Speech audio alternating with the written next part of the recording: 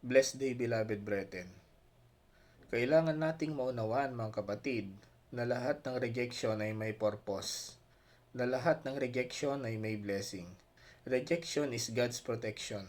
Kapag tayo ay napagkaitan ng pagkakataon, kung tayo man ay napagsarahan ng pinto, always remind yourself, inalaw ng Diyos na isara ito kasi gusto kang ingatan ng ating Panginoon.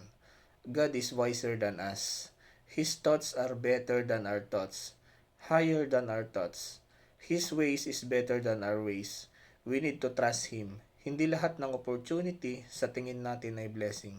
And God knows it. Kaya minsan sinasara ng Panginoon ang pinto para ma-realize mo na hindi lahat ng opportunity ay blessing. Na hindi lahat ng open doors ay blessing. Some open doors will lead to destruction. Pero hindi rin naman lahat ng closed door ay dead ends. Hindi porket sinara ng Diyos ang pintuan, hindi ibig sabihin na wala ng pag-asa. Rejection is God's protection. When God says no, sometimes it means not yet. Always put your trust in the Lord. God bless you all.